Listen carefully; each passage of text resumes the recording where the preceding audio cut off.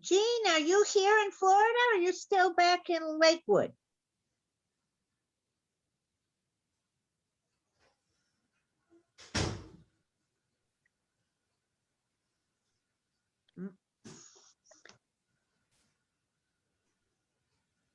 Okay. So it's been a little bit of time since we last learned. So I'm just going to give a little recap, reminder of where we're holding. We're in Tehillim chapter 119. Yeah.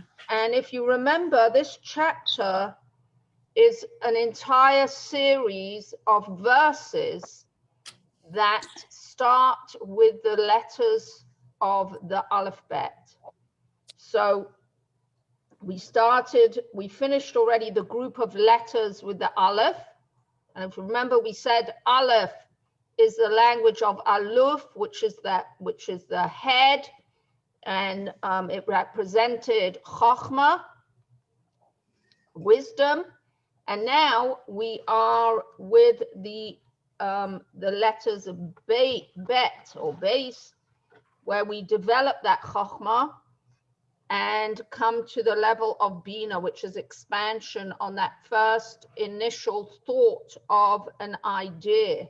In general, this chapter 119, is the expression that David HaMelech, that King David, is expressing himself in the pursuing of the study of Torah and the keeping of its mitzvahs. So in the first group of letters, the letters of the Aleph, we said that the foundation for the study of Torah and for the practice of the mitzvahs is sincerity, humility, wholesomeness. So the character, that is the foundation for Torah, because the whole purpose of Torah study is to fulfill the mitzvahs. And now in these group that we are in the letter Beis, we take that initial spark of an idea, the Chochmah, and we begin to develop it. This is known as Bina. So we're developing this initial idea. And the last time we studied, the last pasuk, I believe, that we looked at was in verse number 12, Baruch atah Hashem, lamdeini chukecha. Blessed are you, Hashem, teach me your statutes. And as we're going to be going along now, the next few psukim, what we're going to see is how David HaMelech, King David, expresses his joy in Torah. And actually, we see that already in this pasuk Yud Beis, Baruch atah Hashem lamdeini chukecha, as we explained, that the bracha, the blessing that is made for the study of Torah, is the acknowledgement of the gift of Torah. And then, as David HaMelech is acknowledging that gift, he is simultaneously asking Hashem to give him more of that gift. And we had spoken about the fact that this is really the highest form of appreciation.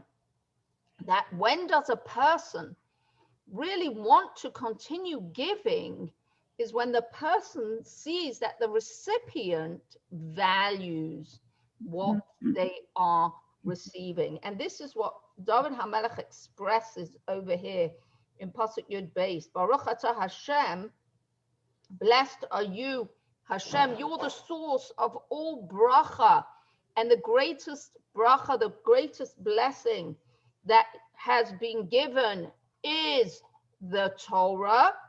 And I appreciate the Torah so much because that is the means for my becoming close to Hashem.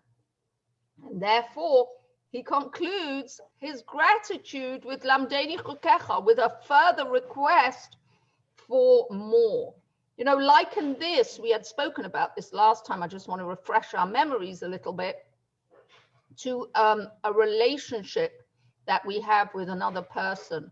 When we feel that they truly appreciate the effort or what we have given, then the natural response is to want to give more. And here, now, as we continue in the next few psukim, we're going to see not only does David HaMelech, King David, express his gratitude, express his appreciation, but it translates into his incredible disposition of simcha, of joy. Bisfasai, pasuk yud gimel. Bisfasai siparti kol mishpatei picha. With my lips, I have told all the ordinances of your mouth. Now, I just want to remind you as well that we have spoken of different aspects of Torah. We talked about chukim, mishpatim, edios. So these concepts, these ideas are recurring in this chapter of Tehillim, because that's really the focus of the chapter. The focus of the chapter is the Torah and its different ways of becoming a part of our life. And so what does David HaMelech say over here? Here, in continuation of the request in verse number 12, where David HaMelech says, Lamdeini chukecha, teach me your statutes. He says to Hashem, why should you teach me your statutes? Why should I be the recipient of more of what you have given? Because with my lips have I told all the ordinances of your mouth. What does that mean? So there's many ways of looking at this pasuk, at this verse, and what David HaMelech is expressing over here. First of all, the Me'am Lo'ez says that what David HaMelech is saying over here is he asked previously, Lamdeini chukecha, teach me your statutes. Those are the mitzvahs that we don't understand. They don't follow human logic. And so now David HaMelech is saying, Mishpatei picha, the laws that do follow human logic, I have spoken about those, and I've delved into them, and not only for myself, but bisfasai siparti, I have told all the ordinances bisfasai with my lips. Well, how else are you going to express yourself if not with your lips? The point of this word bisfasai, with my lips, is that it wasn't just that David HaMelech learned the Torah for himself, but his express purpose and reason for his understanding of Torah wasn't for selfish reasons, wasn't that it should remain with him and he should become a great Torah scholar. But no, bisfasai siparti, it's so that I could share it with others. Actually, if it's been a little while, but if you remember in the davening class, we learned that we're up to the Shema and the brachas before and after the Shema. One of the mitzvahs of the Shema is that we have the mitzvah to learn Torah. But in what context is that mitzvah given to us? It's given to us in the context of v'shinantam levanecha. You shall teach it to your children. And to your children doesn't necessarily mean your biological children. What it means is that anybody that you have an opportunity, or that we have an opportunity to share Torah knowledge with, however much we know, we should take the opportunity to create spiritual children. Anybody that we have the opportunity to teach Torah becomes our spiritual children. So this obligation of teaching Torah, and we expressed this in the davening class, the Rebbe said, every single one of us has the ability, number one, and number two, the responsibility to be able to create spiritual children, whatever it is that we know. And this is what David HaMelech expresses over here. Remember, if David HaMelech wrote these words and they are part of the Torah, with my lips I've told all the ordinances of your mouth, they are also to be inspirational words for each and every single one of us, that we, like David HaMelech, should have this love of Torah, have a passion for Torah, and that the impetus for this passion should be v'shinantam levanecha, that we should teach it to others. And that's what's the meaning, bisfasai siparti. With my lips, I have told the ordinances. And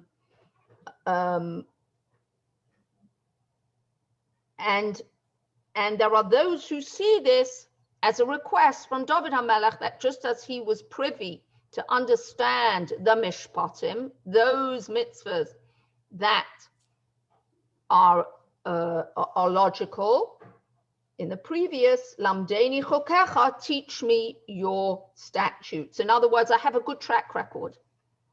Those mitzvahs that I've expounded upon and understood, I've given them over to others, and that's why I want to understand this. Because previously, we said in Pasuk Yud Aleph, David HaMelech had said, "Belibi tzafanti imrasecha." If you remember, your word I have stored in my heart so that I would not sin against you. So that was the idea of keeping the words of the Torah in his heart for himself so that he should behave in a proper way. But now he goes on to say, but I don't want to keep it only for myself. Yes, I express that concept in terms of the Torah being there as a safeguard for my behavior, because really the whole purpose of Torah study is for the practical application. But now David HaMelech is expressing that this treasure is something that he selflessly treasures, not selfishly treasures. And therefore he expresses bisfasai siparti. With my lips have I told all of the ordinances of your mouth. I have shared it with others. That is why I'm asking you, lamdeni chokecha, help me further understand the parts of the Torah that are difficult for me to understand.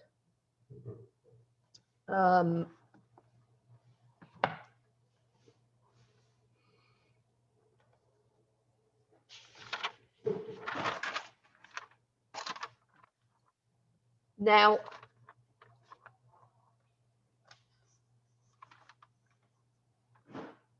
Pasuk Yud Dalet, verse number 14.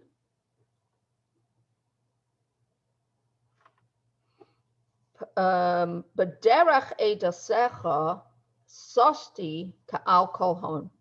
I've rejoiced in the way of your testimonies as much as in all riches.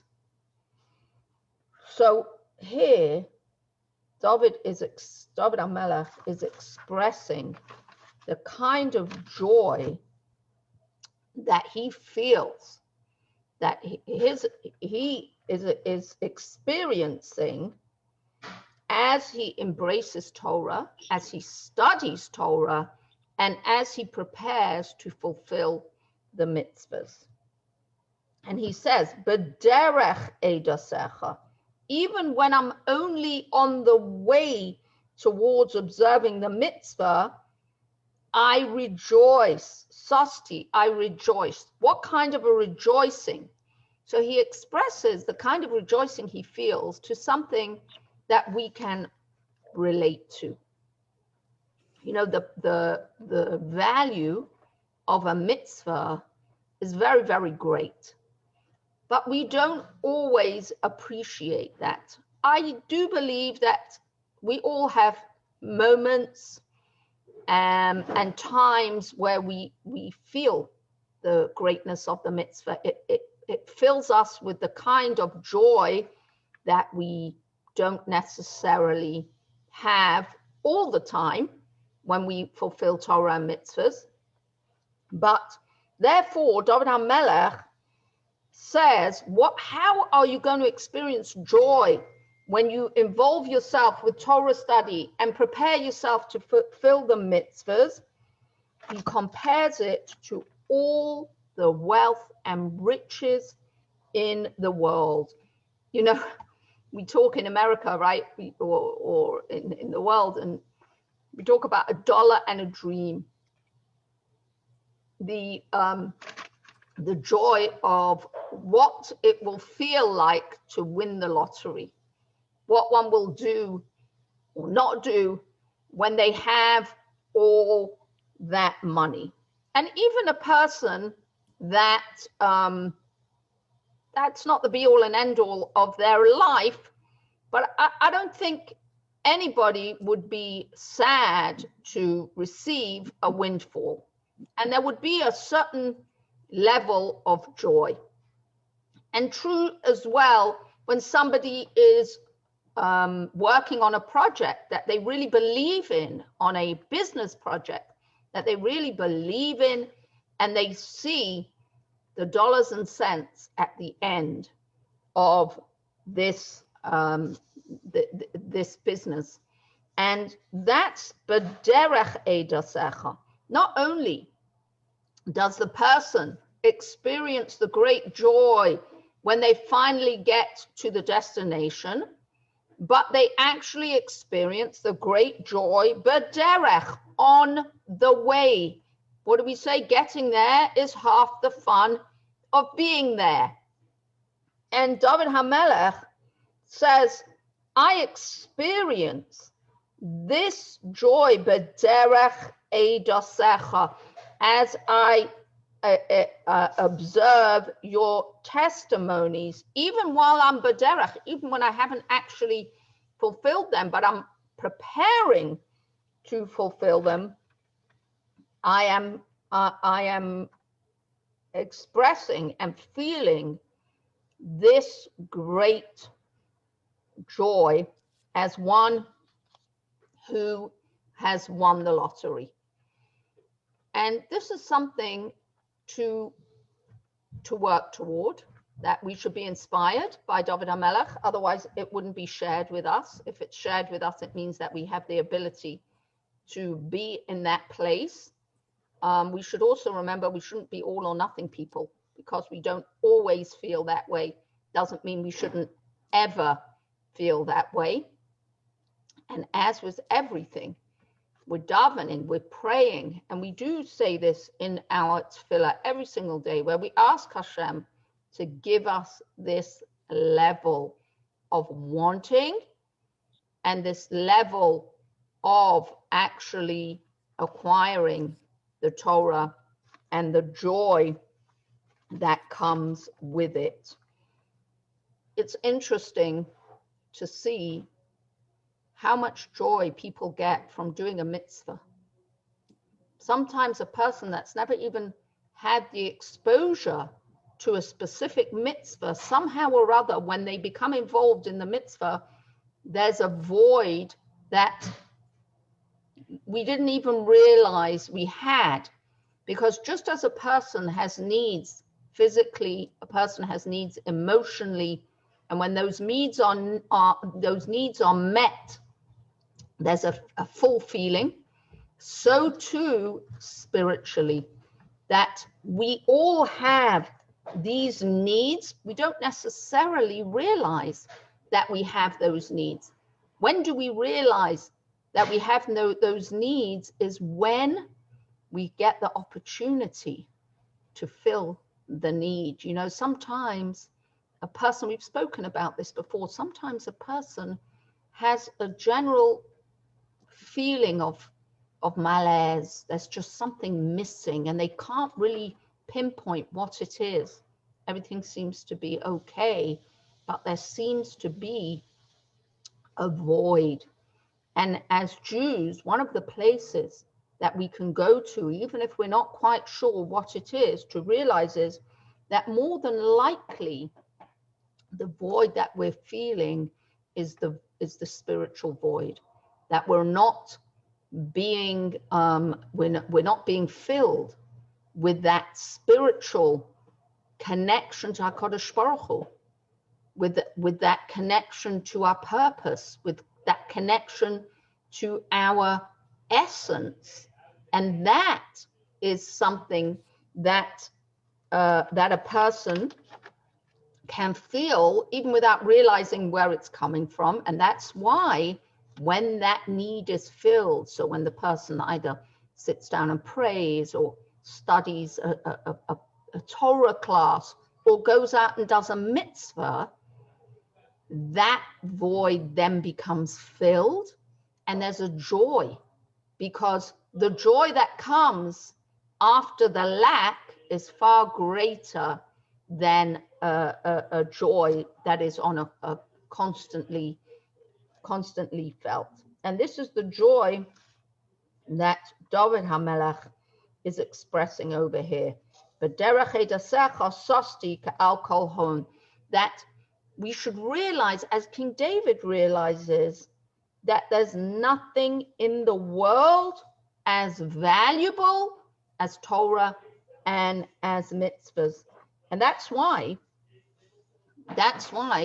we are taught in Pirkei Avos, the ethics of the fathers, we are taught Sachar mitzvah mitzvah.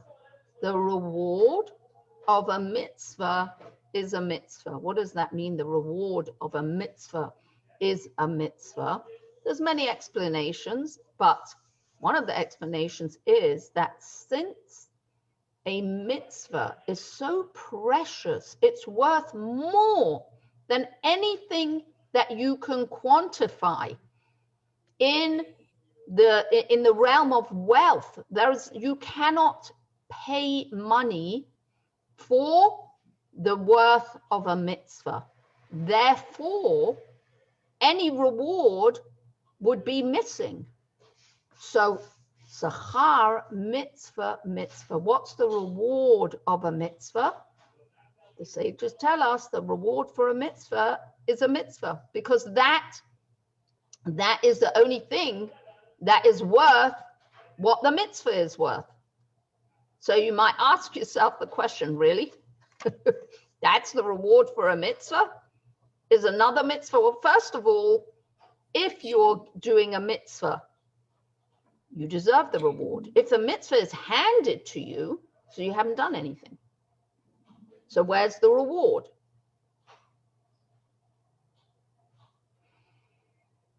The mitzvah, in order to fulfill a mitzvah, we need the wherewithal, right? We need koyach, we need health, we need many things.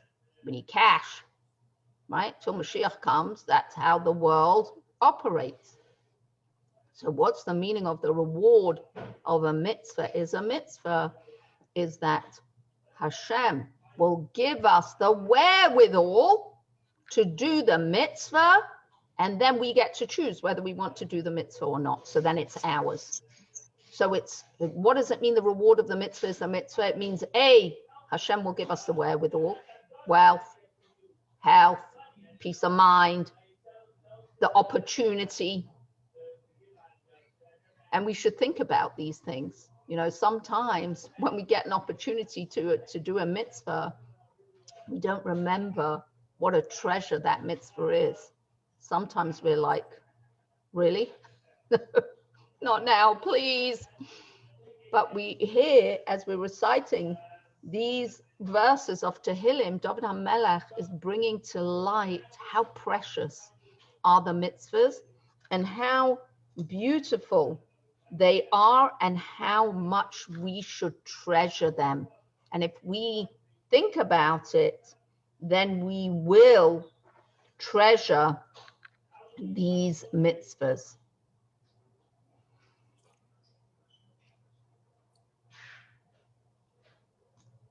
We know also the kind of joy that we feel when we work hard to understand Torah. That's also a beautiful feeling of joy that can be compared also to receiving wealth. And that's another explanation. I've rejoiced in the way of your testimonies as much as in all the riches, meaning the process of learning Torah and working hard to understand parts of the Torah bring a person to great, great joy. When we struggle to understand Torah and we finally get to the understanding, the joy of that understanding is not comparable to any physical gift that we can be given. The story is told of Rabbi Akiva, who was struggling with a piece of Torah, and he really, really worked hard to understand the Torah. And when he finally understood it, you could physically see his face and his eyes were glowing with light. That was the joy. You know how when you see someone who's so happy, they've had whatever it is, whether they've fallen in love or they've had a windfall or some great stroke of luck, they became pregnant after a long time. There's a glow, there's a great glow that was physically visible on the face of Rabbi Akiva when he understood the Torah. So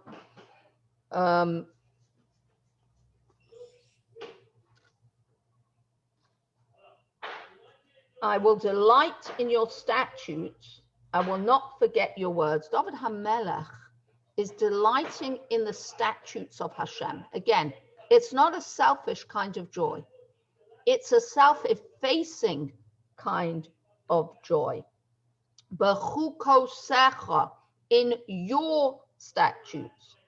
The Chazar David gives a parable of a person, a servant who is responsible for the treasures of a king. Okay, and the servant is so given over to the king, and his delight in the king's treasures is not in the treasure itself per se, but it's in the fact that these treasures belong to the king. And so he counts the king's treasures and is so delighted at how much treasure the king has because he is so given over to the king. And this is B'chukosecha eshtasha. David HaMelech is so filled with joy, B'chukosecha, with your statutes. The fact that the statutes are Hashem's statutes, and that's the impetus for him to share, as was expressed earlier. He doesn't keep it for himself. He says to Hashem, wow, what an unbelievable, beautiful treasure you have shared with us, and I will give over to as many people as I possibly can and share your statutes. Why? Because that's what Kodesh Baruch Hu wants. That's why God created this world so that his statutes, his Torah, his mitzvahs would fill this world. And that's what David HaMelech, that's what King David expresses over here. Pasuk Tesayin, Gmol al avdecha echye ve'eshmara dvarecha. Deal bountifully with your servant that I may live and keep your word.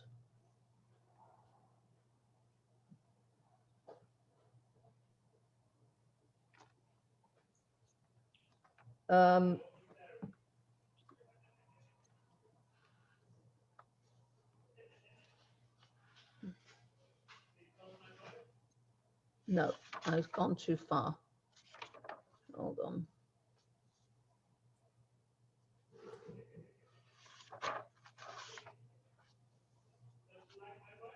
Pasuk 40. Okay. Oh, before we move forward, there's a beautiful explanation given by the Rebbe Rav Shalom Dovber. And he says that we talk about one of the names of the mitzvahs that we talk about here throughout this chapter of Tehillim is Adios, B'derech Eidasecha. Now, what is Adios? Adios are their testimonies. They're testimonies. What's a testimony? So let's say there's a court case, there's a situation, and the judge is not sure of what's going on. So witnesses are called to provide testament. What does testament do? Testament provides clarity to that which is murky. There's a darkness, there's a cloud around the situation. We don't understand what's going on. So testament brings about a clarity. Now, when we talk about the testimony of the Torah, one of the things Rebbe Rashab says we should realize what a gift this is. You know, many people think of Torah and mitzvahs in terms of religion. Yiddishkeit is not a religion. Yiddishkeit is a way of life. And what's so beautiful about the adios, about the testaments, is that it brings about a clarity. You know, we're living in times where there's no greater gift than the gift of clarity. You turn on the news, you open a newspaper, you open your phone, and there are so many conflicting pieces of advice, pieces of news. Where do you begin? What do you believe? Here, David HaMelech says to us, "V'derech eidasecha sasti." I rejoice in the mitzvahs. Why? Because there's no joy like the removal of doubt. And if there's one thing that the Torah provides for us, it is derech, it is a path, it is clarity. A Jew knows at any given moment exactly what they need to do. Now you might be thinking, wait a minute, I don't know what to do. I have this situation, I don't know what to do. I have that situation, I don't know what to do. David HaMelech is telling us right over here, if you don't know what to do, find out what the Torah wants from you. Oftentimes we think about Torah as only being there in terms of spirituality. We know how to perform a mitzvah, we know how to do Shabbos, we know how to do kashrus, but in essence, what David is telling us is Torah is his whole life. That's why in the next pasuk, in the next verse, he says, B'fi kodecha, verse 15, B'fi kodecha asicha. He says, I will speak of your precepts. Now, this concept of sicha, of speech, is a colloquial kind of speech, an everyday kind of speech. David HaMelech, King David, is telling us that Torah is there to clarify every single aspect of life. As a Jew, we don't have our Torah life and then our regular life. The Torah, what's so amazing about the Torah is that Torah gives us this clarity of how to live life to the fullest, to the best. It doesn't mean that we're not going to have challenges. It doesn't mean that everything feels fantastic and wonderful always. What it means is that whatever happens is from Hashem. Whatever's going on personally is from Hashem. Whatever's going on around us in the world is from Hashem. And if we want to have the strength and the clarity and the knowledge of how to go forward in life, the best place for us to go is to the Torah, as David HaMelech did. Asicha.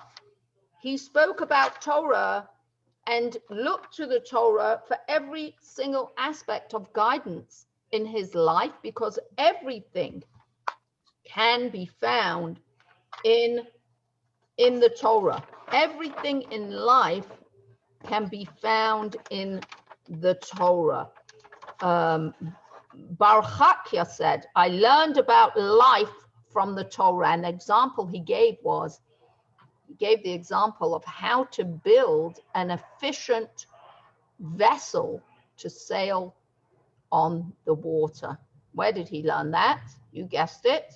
If you look at the Parsha of Noach, and Hashem tells Noach exactly how to build the ark, that's where he found the answer to that. And we know that the Torah comprises of the Tanakh, the Torah, the Nevi'im and Ksubim, and also from the oral Torah, the Mishnah and the Talmud and all the commentaries. And it's so interesting as we learn and we look into the Torah, how so many parts of life and really every single aspect of life can and is to be found in Torah. And that when we live a Torah life, it's not something that we go into here and there for an hour on Monday when we're in class, on Shabbos when we go to shul, on Yom Tov, or on Friday night. Torah and our relationship with Hashem is our way of life. And every single part of life can be enhanced and lived to its fullest through the Torah. So when we find ourselves facing challenges, when we find ourselves facing darkness and difficulty and doubt, which way should we go? We say, thank God that we have a Torah to go to, and thank God our path can be enlightened by looking into the Torah, and that will help us to go in the right way that will give us the best possible life. So contrary what a person might think, that the Torah impedes a person from living a good life. It's a book of rules and it's a book of restrictions, and to the contrary, the Torah gives us the ability and its mitzvahs give us the ability to live life to its fullest in any given situation. And that's the beauty that creates this sauce, this simcha, when there is that clarity in the knowledge that the path, even though it might be difficult, but when one knows this is the correct path, this is the path that will lead one in the right direction, then even when the path is difficult, even when the path demands great strength, but there is a joy. Why is there a joy? Because one knows what the end result is going to be. And one doesn't just rejoice in the end result, but one realizes, actually, I'm going to give a little plug for tomorrow's class. In Mitzvah Hashem, we're going to be doing the 5th class of the Code to Joy. We're going to be talking about this in that class, that knowing where we're going brings about a profound joy, even when the going gets tough. So, Pasuk Tesvav, David HaMelech says, B'fi kodecha, verse 15, Asicha va'abita orchasecha. I will, well, you can translate it, I will meditate in your precepts, or I will talk about your precepts, meaning delve into them, and look at your paths. So the Rebbe Rashab also talks about this. I'll speak of your precepts and gaze intently upon your ways. That sometimes a person doesn't necessarily understand the greatness in a mitzvah. So we said before, there are mitzvahs that we really relate to, and we have an easier time of finding profound joy within the mitzvah. And sometimes there'll be a mitzvah that one struggles with, or that one doesn't get. So what is one supposed to do in that situation?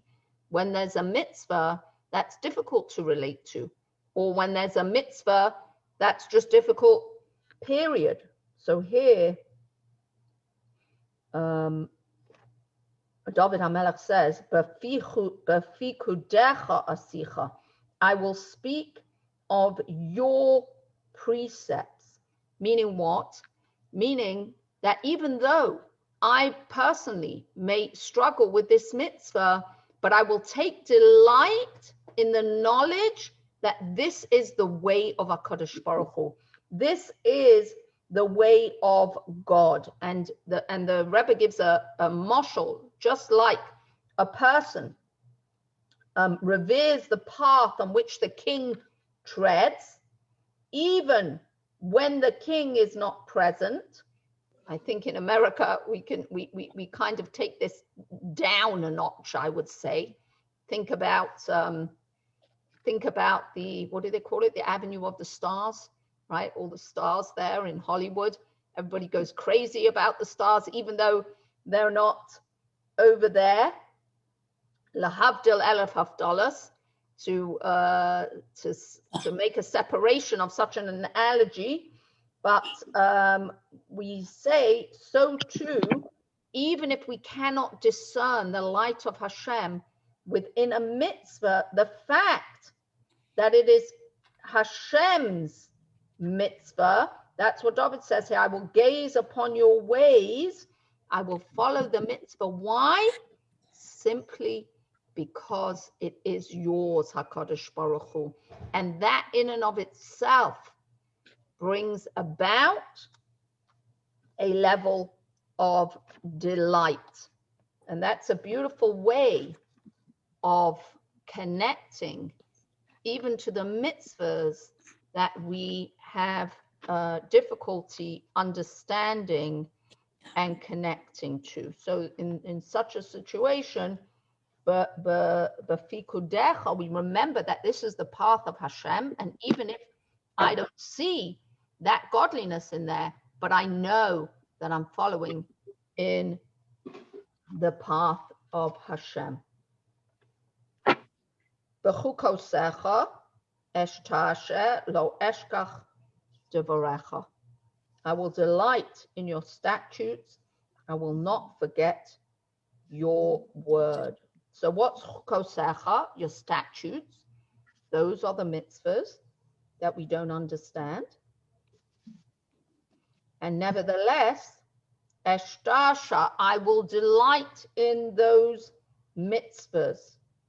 And I won't forget your word. Which word should we not forget? In the Torah, Hashem says, you shall keep my statutes. So even though it's a chok, even though I don't understand why I have to do this mitzvah, but I will remember what you, Hashem, have commanded me, that I should keep your chok. I should keep your statute. So everything that a person does in life can always and should always be connected to HaKadosh Baruch Hu, to God, to Torah. And we should remember that we have a great responsibility, that Hashem took his treasure, his greatest treasure, which is the Torah, and he gave it to us, to Bnei Yisrael. And really, why did Hashem give us the Torah? The reason Hashem gave us the Torah was to be able to give us joy. That is the purpose of the Torah. In Proverbs, we have the famous pasuk, the famous verse, her ways are ways of pleasantness, and all her paths are peace. Deracheha darchei noam v'chol nesivaseha shalom. Therefore, I will not forget your word in all its wisdom. Why won't I forget it? Why would I forget something whose very purpose is to give me such a wonderful life? Pleasantness, peace. A person can have all the treasures in the world. If their existence is unpleasant, if their existence lacks peace, it's not worth anything. And so here we are reminded that the Torah, the whole purpose of the Torah, its very existence and its very having been given to us is for the purpose of peace, is for the purpose of pleasantness, and therefore we can rejoice in every single aspect of the Torah. Why would we rejoice in something that we don't understand? Just like any areas of life that we turn to those who understand the matter and we trust them. Think about a financial advisor, a financial planner. However much one understands about finance, or however little one understands about finances, if they want to have advice, they go to a financial advisor. And there may be elements of the advice that the financial advisor is giving that one doesn't necessarily understand. But because they trust them, they will go with the advice. And the same is true with many areas. The same is true with medicine. The same is true with halacha, with law. One goes to a Rav to ask questions. So usually when a person is doing something that doesn't make sense to them, or they don't understand, it's very, very difficult.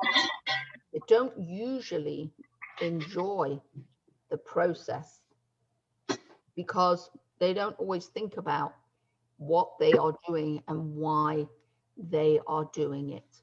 And when a person stops to give thought to what they're doing and why they're doing it, it changes everything.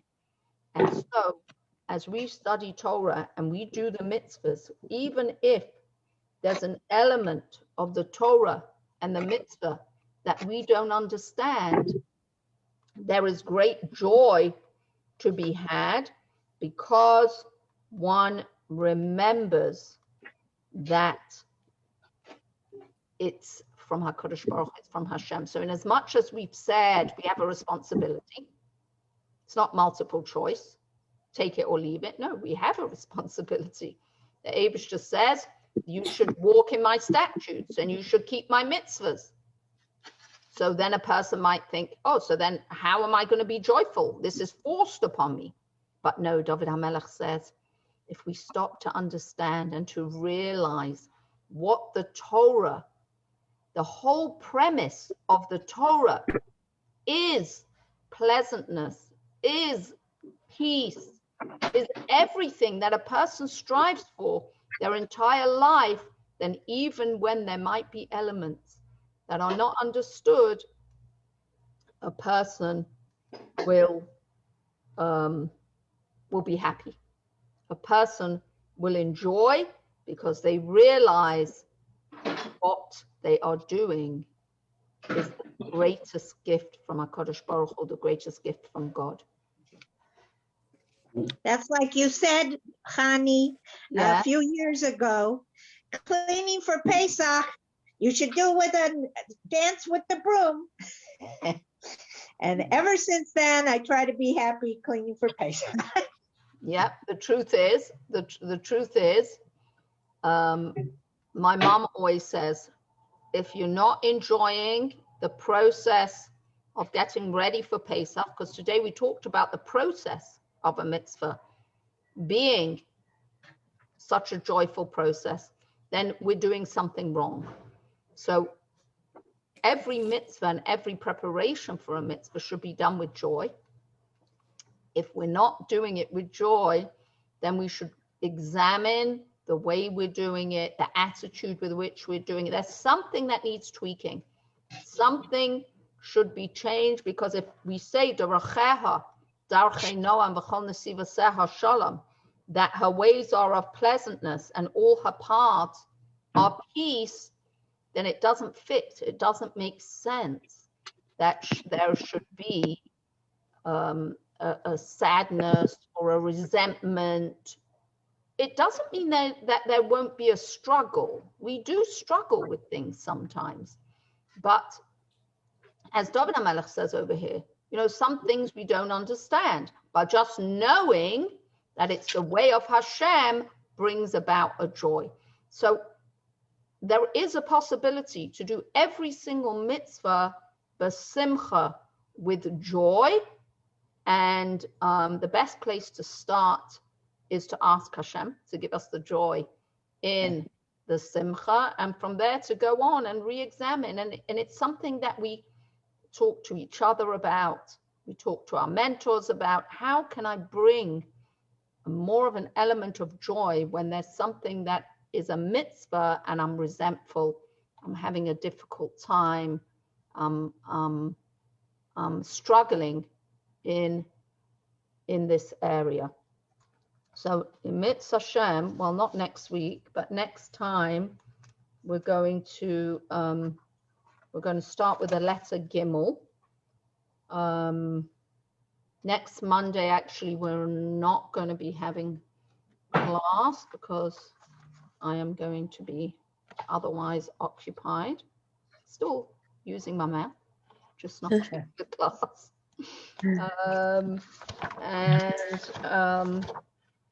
Let's just look quickly at the calendar. Tomorrow morning is the class, the Rosh Chodesh Society class, in person and on Zoom.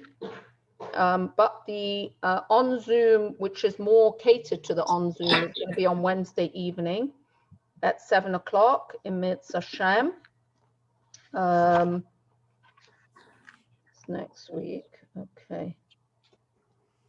Okay, so, oh, actually, you know what? What?